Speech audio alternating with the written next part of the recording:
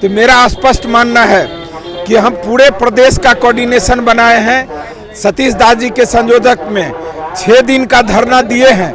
आवश्यकता होगा तो हम निरंतर अपने मांग के लिए, मेरा मांग जायज है।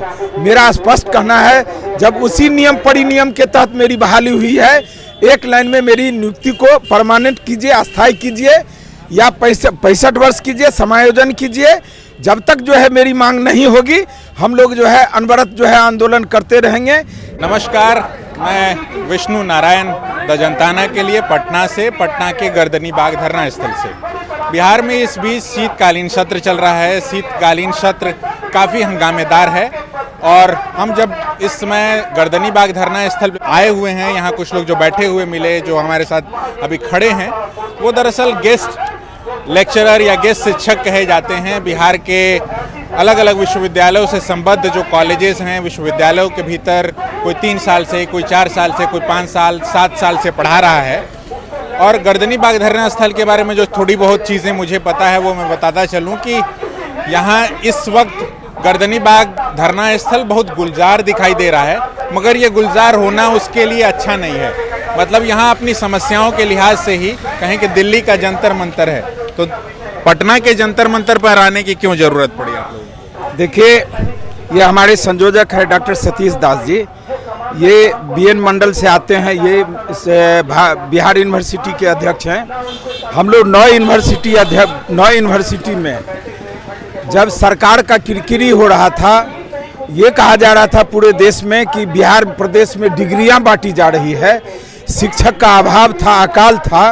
उस समय में सरकार ने एक फैसला लिया कि अंशकालिक शिक्षक करके एक बहाली किया और उसका रेगुलेशन वही था जो यूजीसी का मापदंड है, यूजीसी का जो गाइडलाइन है, बिहार सरकार का जो नियम है, परिनियम है, आरक्षण रोस्टर, सारे नियम परिनियम को लागू करते हुए हमारी बहाली हुई।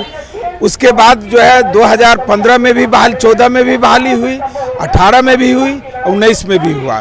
तो जब हमारी नियुक्ति हुई तो सरकार जो है जिस भी रूप से विश्वविद्यालय सेवा आयोग का गठन किया, बीपीएससी के द्वारा कहा गया कि नहीं, हम बीपीएससी से भी इंटरव्यू लेंगे, सारा मापदंड वही है। मैं ये डंके के चोट पर कह सकता हूं कि बीपीएससी से या बिहार विश्वविद्यालय सेवा आयोग जो अभी गठन हुआ 7-7 साल से लंबित है, बहाली नहीं हो पाया है।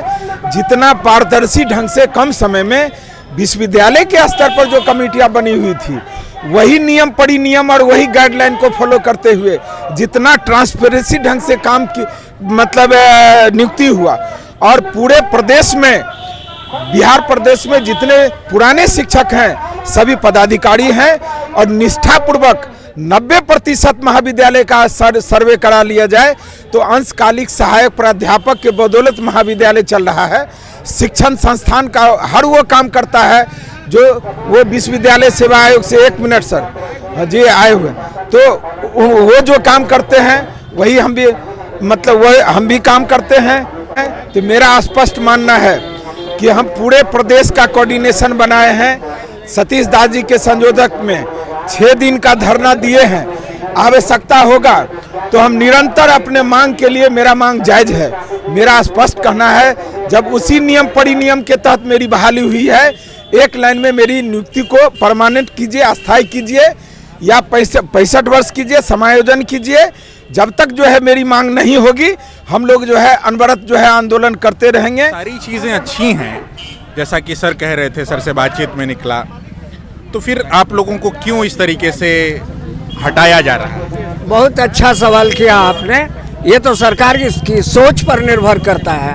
नौकरी तो हम खुद अपनी परमानेंट कर नहीं लेंगे, तो सरकार की सोच होनी चाहिए। बात वही है मुख्य रूप से। तो सरकार अगर नहीं सोचती है तो ये तो बड़ी ही दुखद बात है।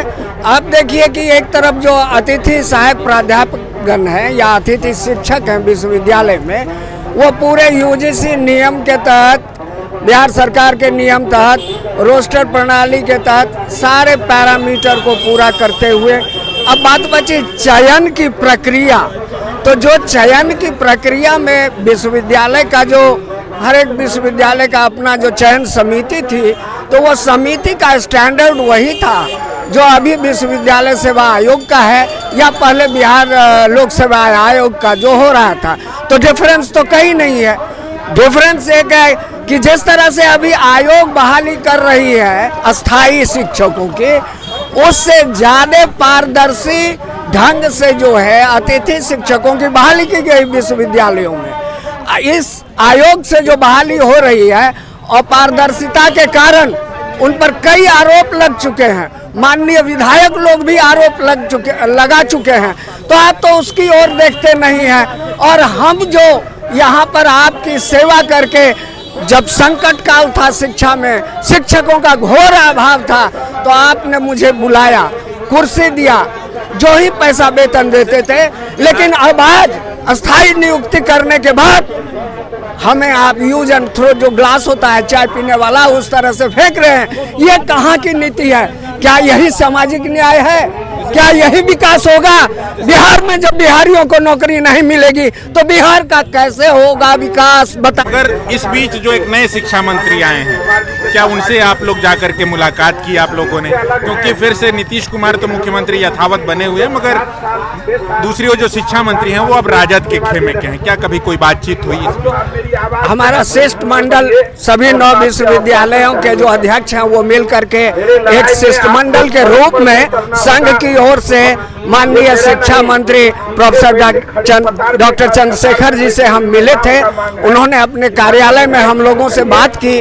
उन्होंने स्पष्ट कहा कि आपकी जो नियुक्ति हुई है वो सारा नॉर्म्स के आधार पर हुई है, लेकिन अब जो आपको अस्थायीकरण और नियमितीकरण की बात है तो उसमें नीतिगत निर्णय लेने की बात है। तो जहां तक नीतिगत निर्णय लेने की बात है तो माननीय मुख्यमंत्री और उप मुख्यमंत्री ही इसमें निर्णय करेंगे, तो आप उन तक बात पहुंचाइए तो हम कुछ सोचेंगे इस पर। मैंने कहा श्रीमान हमसे तो बहुत दूर है, आप ही तो हमारे माध्यम हैं, आप हमारी बात को वहां तक पहुंचाएं।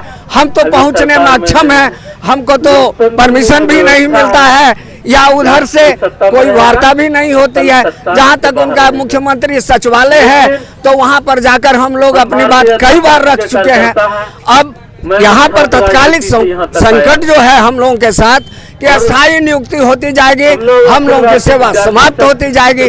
आप भी समझ रहे होंगे इस स्थिति को। तो क्या यही न्याय है? यहाँ तो जबकि अस्थायी शिक्षकों के अनेक पद रिक्त हैं, हजारों पद रिक्त हैं, आपके पास विद्यार्थियों की संख्या असंख्य है। आपने आदेश देकर विश्वविद्यालयों को कहा कि आप छात्रों का नामांकन लीजिए। अगर उस आधार पर देखा जाए तो बिहार में आज 25,000 शिक्षक की जरूरत है, अभी भी स्वीकृत पद रिक्त हैं। तो हमको आप क्यों नहीं स्थान देना चाहते हैं? मुझे क्यों हटाना चाहते हैं? क्यों हटाना चाहते हैं? आप कितने सालों से पढ़ा रहे हैं और कौन सा सब्जेक्ट पढ़ाते हैं? हम 4 सालों से पीएन कॉलेज परसा जो जेपी विश्वविद्यालय का एक अंगीभूत इकाई है, उसमें वनस्पति शास्त्र का हम व्याख्याता हैं। जैसे जब आप 4 सालों से पढ़ा रहे हैं, हम ये सवाल हालांकि थोड़ा सा हट करके है, मगर कोई प्लान भी तैयार किए हैं? नौकरी चली जाएगी तो क्या करेंगे? हम लोग तो निष्ठापूर्वक अपने कार्य के प्रति निष्ठावान हैं। हम लोग तो समझ रहे हैं कि यह सरकार जिन लोगों को बहाल की है कभी नौकरी से हटाई नहीं है, तो हम वही समझ करके आज तक सेवा दे रहे हैं। हम लोग समझ रहे हैं कि हमको सरकार हटाएगी नहीं, लेकिन अभी तत्काल जो विश्वविद्यालय से बहाली जो हो रही है बिहार सरकार के द्वारा अस्थायी नियुक्ति जो हो रही है व्याख्याताओं की, उससे हम लोग को भय है कि अस्थायी नियुक्ति आएगी तो हम लोग को हटा दिया जाएगा। इसलिए हम लोग असुरक्षित महसूस कर रहे हैं, जिसका कारण है कि हम लोग आज रोड पर बैठने के लिए। तो पूरे प्रदेश भर से इस तरीके से जो लोग डर में हैं, जो लोग भय में हैं, जिनको लग रहा है कि उनकी आजीविका चली जाएगी, उनकी संख्या कितनी है? हम लोग की संख्या 2400 है, मात्र 2400, जबकि सरकार 20 लाख नौकरी देने की बात कह रही है। तेजस्वी जी 10 लाख बोले और मुख्यमंत्री नीतीश कुमार जी उसको 20 लाख कर दिया। हम सिर्फ इतना दोनों से आग्रह करना चाहते हैं कि हम लोग की जो 2400 जो संख्या है, क्या यह 20 लाख में अट नहीं सकते जो पहले से हम लोग नौकरी कर रहे हैं? बिल्कुल बिल्कुल। फिर से अपना नाम बताइए। Doctor Ajay Kumar, department of botany, PN college Parsa. तो ये डॉक्टर अजय कुमार, अब यहाँ मैं विशाल से कहूँगा कि थोड़ा बस माइक ये कैमरा घुमा दें, क्योंकि आप देखेंगे तो ये तो धरना स्थल है। गर्दनी बाग के बारे में हमने पहले भी आपको बताया। यहाँ इस समय नेता नगरी के लोग, विशेष तौर पर विपक्ष के लोग, भारतीय जनता पार्टी के तमाम विधायकों को, विधान पार्षदों को यहाँ आते हुए देखा जा सकता है। वो आ रहे हैं और गर्दनी बाग धरना स्थल के बारे में अंत में कंक्लूड करते हुए बता दें कि पटना के लिहाज से जो है वो जंतर मंतर है। यहाँ पर तमाम जो है प्रदर्शनकारी अपने अपने मसलों को लेकर के आते हैं, मगर हम वो जो शुरुआत में ही बात कर रहे थे कि ये अच्छी बात नहीं है। अगर गर्दनी बाग धरना स्थल तक आपको आने की जरूरत पड़ रही है तो इसका मतलब बिहार में सब कुछ चंगा नहीं है और सुशासन बाबू कहीं ना कहीं इस वक्त बुरे तरीके से घिरे हुए हैं, चाहे वो विधानसभा के भीतर हो या विधानसभा के बाहर। शराबबंदी से लेकर के नौकरी का मसला जो है उनके गले में फांस की तरह चुभता जा रहा है।